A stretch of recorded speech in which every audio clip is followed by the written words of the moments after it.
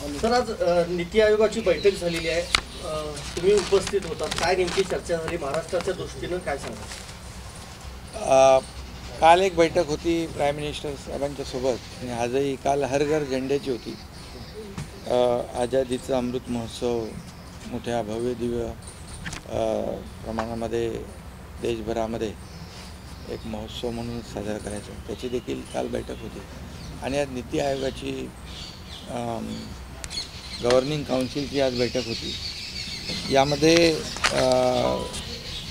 सर्व राज्यांचे जे काही जनहिताचे लोकांच्या फायद्याचे जे प्रकल्प होते त्या बाबतीत देखील चर्चा झाली।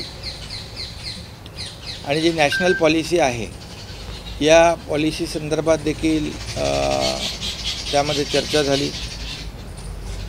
त्यामध्ये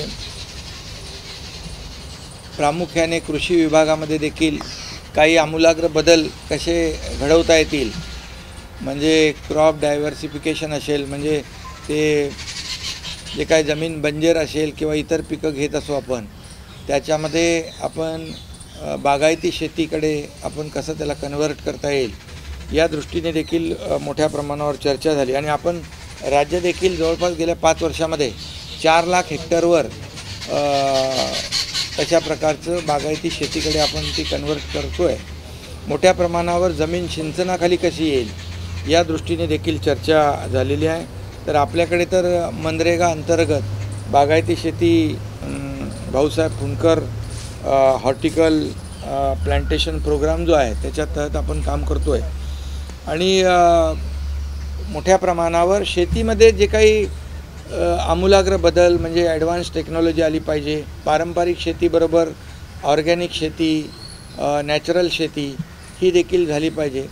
किंबहुना जे म्हणजे त्याच्यातून आपल्याला म्हणजे हिंदीमध्ये दलहन आणि तिलहन, म्हणजे त्याच्यामध्ये डाळीचं पल्सेस आणि पल्सेस कल्टिवेशन आणि ऑइल सीड क्रॉप जे आहेत या मोठ्या प्रमाणावर त्याच्यामध्ये घेतले पाहिजे, जेणेकरून आपल्याला खूप मोठ्या प्रमाणात तेल आयात करावं लागतं।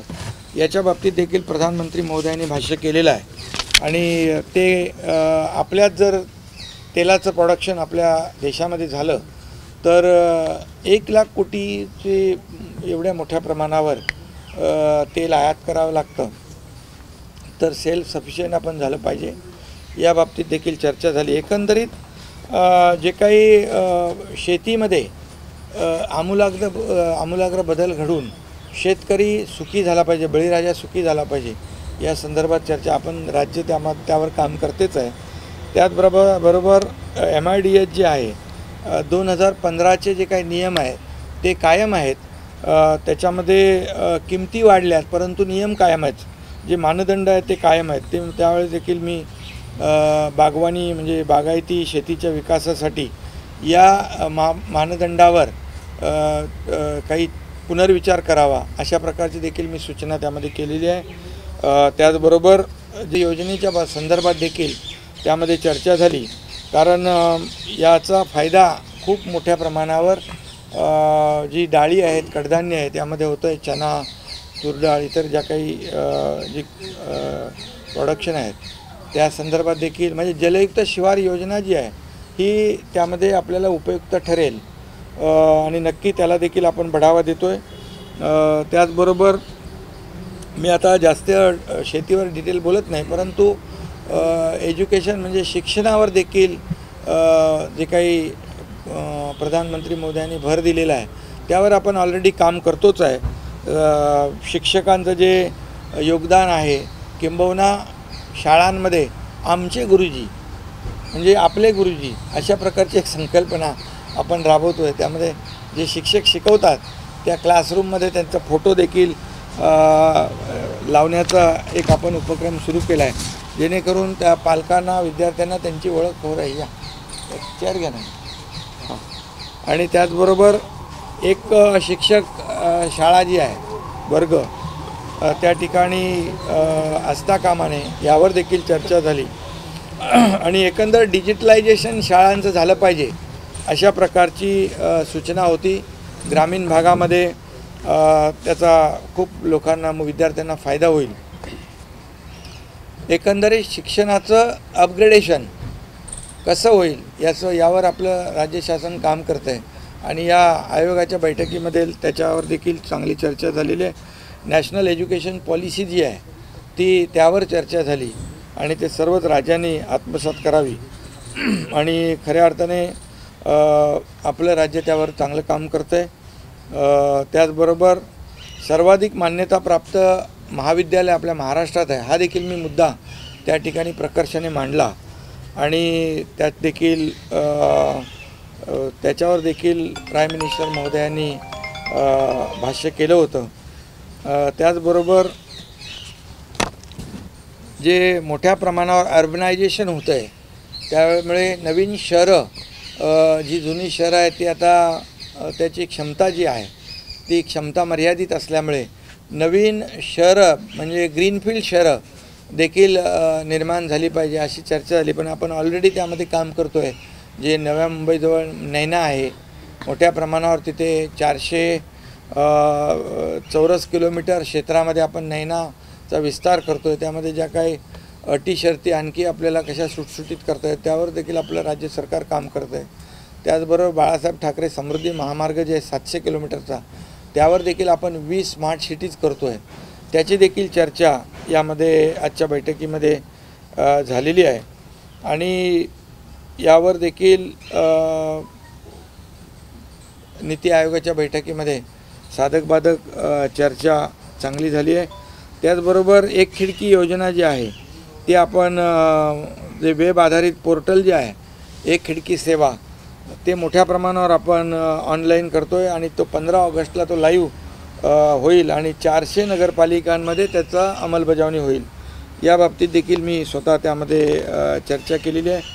NUDM जे आहे नॅशनल अर्बन डिजिटल मिशन जे आहे त्याबरोबर आपल्या सरकारने भारत सरकारबरोबर करार केला आहे आणि राज्य सरकार जे काय ULB म्हणजे अर्बन लोकल बॉडीज आहेत त्यामध्ये मार्केट प्लेस म्हणजे जेम पोर्टल खरेदीला देखील आपण मान्यता दिली जेणेकरून आपलं तात्काळ लोकांना त्यावर आपल्याला सेवा देता येईल.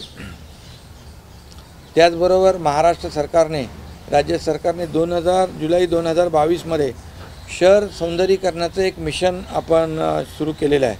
त्यामध्ये स्थानिक पातळीवर शहर सौंदर्यीकरणाच्या बाबतीमध्ये आपण काही कॉम्पिटिशन ठेवलेली आहे. त्यामध्ये सिंगल यूज प्लास्टिकला पूर्णपणे वगळलेलं आहे ते वर्जित केलेलं आहे आणि अर्बन लोकल बॉडीज ज्या आहे स्थानिक स्वराज्य संस्था त्यांना राज्य सरकारच्या माध्यमातून इन्सेंटिव्ह आणि बक्षीस देखील देण्याची योजना त्या ठिकाणी आहे. इथल्या नगरपालिका ज्या आहेत त्या बॉन्ड आणि मार्केट बोरोईंगच्या माध्यमातून त्यांना प्रकल्पांसाठी निधी उभा करण्याची देखील आपण त्याला बढावा देतो आहे प्रोत्साहन देतो आहे राज्य सरकारच्या माध्यमातून. त्या बाबतीत देखील आपण चर्चा केलेली आहे. एकंदरीत स्थानिक स्वराज्य संस्था आणि राज्य सरकार यामध्ये योग्य असा समन्वय ठेवून कुठे काही स्थानिक स्वराज्य संस्थांना अडचणी आहे का स्वच्छतेच्या बाबतीत सॅनिटेशनच्या बाबतीत सॉलिड वेस्ट मॅनेजमेंटच्या बाबतीमध्ये आपण 77 तलाव घेतलेले आहे. जवळपास 600 कोटी रुपयाचा प्रस्ताव पहिल्या टप्प्यातला दिला आहे आणि पुढच्या 2 टप्प्यामध्ये तेवढेच म्हणजे जवळपास 1800 कोटी रुपयाचा प्रस्ताव देखील यामध्ये आपण त्या ठिकाणी केंद्र सरकारला दिलेला आहे आणि जवळपास मोठ्या प्रमाणावर केंद्र सरकार आणि राज्य सरकारचे जे प्रकल्प आहेत याला चालना देण्यासंदर्भात देखील राज्य सरकार काम करतं आहे. आम्ही प्रधानमंत्री महोदयांना विनंती केलेली आहे की राज्य सरकारला विकास आणि प्रगतीसाठी आपल्याकडून सहकार्य आवश्यक आहे आणि मला वाटतं आजची जी नीती आयोगाची बैठक जी आहे नीती आयोग जो आहे राज्य आणि केंद्र सरकार यातलं एक इंटरॅक्शनसाठी हायेस्ट फोरम आहे की दोघांचा समन्वय कसा होईल यामध्ये इंटरॅक्शन कसं होईल आणि केंद्राकडून राज्याला मदत कशी होईल आणि राज्याचे प्रकल्प पुढे कसे जातील त्याला चालना कशी मिळेल यासाठी हा नीती आयोग हा हायेस्ट फोरम आहे आणि त्याचा नक्की फायदा आपल्या राज्य सरकारला होईल. त्याचबरोबर एक्सपोर्ट जे आहे ते वाढवण्याच्या सूचना प्रधानमंत्री महोदयांनी दिलेल्या आहेत. इम्पोर्ट कसा कमी होईल, जे आपण खाद्यतेल असेल, इतर काही वस्तू असतील, त्या आपल्याला स्वतः आपण सेल्फ सफिशियंट कसे होऊ या दृष्टीने एक्सपोर्ट वाढवणं, इम्पोर्ट कमी करणं, यावर देखील चर्चा झाली. विविध विषयांवर आपल्यामध्ये फिशरीज आहे, इतरही ज्या व्हॅल्यू ॲडेड आपण ज्या वस्तू आहेत त्या करून, रॉ मटेरियल असेल ते फिनिश प्रोडक्ट करून त्याचं ब्रँडिंग करून, किंबहुना आपण तिकडे ज्या ज्या देशांमध्ये आपण हे एक्सपोर्ट करणार आहोत, विशेष करून एक छोट्या छोट्या सूचना देखील त्यांनी लक्षात घेतलेल्या आहेत. इंग्रजी भाषेबरोबर त्या त्या देशातली जी भाषा आहे त्याचा देखील ते उल्लेख त्या मटेरियलवर केला तर नक्की एक जी काही अटॅचमेंट आहे ती देखील वाढीस लागेल.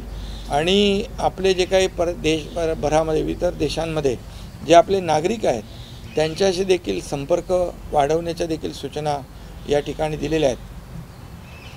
आणि राज्यामध्ये एखादं इनोव्हेटिव्ह जे असं काही आपल्याला काम करता येईल, नवीन काय नाविन्यपूर्ण, त्याला देखील केंद्र सरकार मदत करेल. असं अगदी मोठा एक सपोर्ट केंद्राचा या अशा प्रकारच्या बैठकीमधून मिळू शकतो. त्यामुळे आजची बैठक जी झाली अतिशय फ्रुटफुल झालेली आहे राज्याच्या हिताच्या दृष्टीने. सर, तुम्ही 2 दिवस झाले तुमच्यासोबत 2 खासदार आहेत, पण भाजपचे नेते काही असं म्हणतात की आमचं मिशन 48 आहे लोकसभेसाठी. हे काय ते भाजप आहे? भाजप मिशन 48 बरोबर आहे ना. मिशन 48 शिवसेना भाजप युतीचं मिशन 48 आहेच. शिवसेना भाजप युतीचं सरकार पण तेच सांगितलं ना, राज्यामध्ये स्थापन झालेलं आहे. त्यामुळे शिवसेना भाजप युती जी आहे मजबूतीने काम करेल, वाटचाल करेल. आणि मला वाटतं उपमुख्यमंत्री देवेंद्र फडणवीस साहेबांनी देखील तशा प्रकारचं आपल्याला सांगितलेलं आहे. साहेब, तुम्ही महाराष्ट्राचं पूर्ण सादरीकरण केलेलं आहे आणि पंतप्रधानांकडून महाराष्ट्राला या प्रकल्प असतील किंवा विकासाच्या दृष्टीनं काही विशेष जादा निधी देण्याचं काही आश्वासन? बिलकुल, त्यांनी सांगितलं की तुमच्या योजना ज्या आपण ज्या प्रस्ताव पाठवलेले आहेत त्याच्यामध्ये सिवरेज ट्रीटमेंट असेल, त्याच्यामध्ये सॅनिटेशन असेल, आपण त्यामध्ये STP आहे म्हणजे रिसायकलिंग वॉटर जे आपण शुद्ध करतो, ट्रीटेड वॉटर आहे, त्या STP आपल्या जे प्रकल्प आहेत, पाणी म्हणजे ह्याचे मलनिस्सारण प्रकल्प असतील, पाणी पुरवठा योजना आहेत, सॅनिटेशनचे आहेत, त्याचबरोबर तलावाचं पुनर्जीवन आहे, असे अनेक प्रकल्पाचे जे आपण प्रस्ताव पाठवलेले आहेत त्यांना पूर्णपणे निधी प्रधानमंत्री महोदय देणार आहे. नाही, आम्ही जवळपास 18,000 कोटीचे प्रस्ताव त्यामध्ये पाठवलेले आहेत. आणि तलाव पुनर्जीवन जे आहे जवळपास ते 650 कोटी, अमृत सरोवर जे आहे 77 तलाव आहेत, 580 कोटी रुपये. आणि जवळपास Amrut water supply and sewerage scheme जी आहे ती 28,000 कोटीचं उद्दिष्ट आहे. त्याच्यापैकी आम्ही 18,000 कोटीचे प्रकल्प जे आहेत मान्यतेसाठी पाठवलेले आहेत. आणि जवळपास 7 स्टार जे रँकिंगचे टॉयलेट आहेत ते देखील 100 ठिकाणी आपल्याला ते बनवायचे आहेत. त्याचबरोबर सॅनिटेशन आणि सॉलिड वेस्ट मॅनेजमेंटचे जे 12,000 कोटीचे प्रस्ताव ते देखील मान्यतेसाठी सादर केलेले आहेत. असे मोठ्या प्रमाणावर आपल्या राज्याने केंद्र सरकारकडे प्रस्ताव पाठवलेले आहेत. आणि मला अपेक्षा आहे, आशा आहे, विश्वास आहे की प्रधानमंत्री महोदय महाराष्ट्राकडे नक्कीच एका विकासाच्या दृष्टीने आम्हाला सपोर्ट करतील, पाठिंबा देतील. मुख्यमंत्री साहेब, याआधी अनेक महाराष्ट्र यापूर्वीचं सरकार असेल किंवा काही की GSTचा परतावा मिळत नाही, त्यामुळे महाराष्ट्राचा विकास खुंटलेला आहे. नाही, यावेळेस तुम्हाला काय वाटलं की पैसे GSTचा परतावा मिळेल, निधी मिळेल, असं सगळं मिळेल, परतावा मिळेल, निधी मिळेल. आणि आता शिवसेना भाजप युतीचं सरकार आहे, हे सर्वसामान्य लोकांना न्याय देणारं सरकार आहे. त्यामुळे सर्वसामान्य माणसाच्या हिताचे प्रकल्प थांबणार नाहीत अशा प्रकार आम्हाला आश्वस्त प्राईम मिनिस्टर मोदींनी केलेलं आहे. पण त्याचा या निधीचा विनियोग करण्यासाठी तरी किमान विस्तार आवश्यक आहे. विस्तार लवकरच होईल, आता विस्तार लवकरच होईल. आणि तुम्हाला अपेक्षा आहे की पुढे जाईल असं नाही, तुम्हाला ते दिसेल लगेच. अजितदादा असं म्हणतायत की मुख्यमंत्री फक्त एकच शब्द की विस्तार लवकरच होईल, त्या पलीकडे काही होत नाही. आता त्यांना काय तारीख माहीत पडेल ना तुम्हाला. अजितदादा मला स्वतः म्हणत होते की तुम्ही दोघं छान काम करताय, लवकर लवकर डिसिजन घेताय. मी म्हणालो तुम्हीच सांगताय की लवकर करा मंत्रिमंडळ. म्हणजे संपर्क आहे तुमचा. भेटले ना मला जे अतिवृष्टीमध्ये पिकांच्या जे काही नुकसान झाले त्या बाबतीमध्ये आणखी काही प्रश्न घेऊन आले होते. तसंच अजितदादांनी आमचे खूप विरोधी पक्ष नेते असले तरी आमचे घनिष्ठ संबंध आहेत, त्यांच्यावर जिव्हाळ्याचे संबंध आहेत. कोर्टासाठी काय थांबलंय? कोर्टाचा काही विषयच नाही ह्याच्यामध्ये. हे बघा, कोर्टामध्ये सरकार मंत्रिमंडळाच्या बाबतीमध्ये कुठलाही चर्चा होते का तिकडे, किंवा कुठला स्टे आहे का? बिलकुल नाही. त्यामुळे जे काही विरोधी पक्षांना वाटतंय तसं नाही आहे. पण मग भाजप नेतृत्वाकडून उशीर होतोय का? नाही कसं आता नेतृत्व नाही, आता झालं आमचं. अहो आता आम्ही नवीन सरकार स्थापन केलं आहे, थोडं आता 1च महिना झाला आम्हाला, थोडा वेळ देणार की नाही, आणि आता लवकरच होईल. शिंदे साहेब, आज फ्रेंडशिप डे आहे आणि तुमच्या गटातले जे आमदार आहेत ते असं म्हणतायत की उद्धव ठाकरे आणि एकनाथ शिंदे यांची फ्रेंडशिप किंवा मैत्री आम्हाला पुन्हा पाहायला मिळावी, आम्हाला आनंद होईल. आता मला याच्यावर काय, आता फ्रेंडशिप डे सगळ्यांसाठीच असतो आणि माझ्या सगळ्यांना शुभेच्छा आहेत. पण सर, उद्या होणारी सुनावणी लांबलेली आहे, शुक्रवारी गेली आहे. नाही, ते शुक्रवारी आहे ना, आता सुप्रीम कोर्ट आहे ते, त्याच्यावर आपण भाष्य करणं योग्य नाही. शुक्रवारच्या आत मंत्रिमंडळ विस्तार. हां, ते कोर्टाचा नाही, याचा काय संबंध मंत्रिमंडळ विस्ताराचा नाही आहे. नाही, पण भाजप आणि शिवसेना फॉर्म्युला ठरला आहे का, किती मंत्रीपद वगैरे कसं ते तुम्हाला समीकरण जुळलं आहे का? तुम्हाला आता सांगितलं तर तुमची उत्सुकता संपून जाईल ना, मग तुम्ही आम्हाला मध्ये मध्ये विचारणारच नाही, त्यामुळे लवकर होऊन जाईल. शिंदे साहेब, पण मुंबईत बघायला मिळतं आहे की आपल्या गटाचे सरकार यांनी केंद्रीय मंत्री नारायण राणेंच्या बाबतीत जे विधान केलं त्यामुळे काही गैरसमज निर्माण झाला. तो विषय संपला, त्यांनी क्लॅरिफिकेशन दिलेलं आहे आणि तो विषय संपलेला आहे.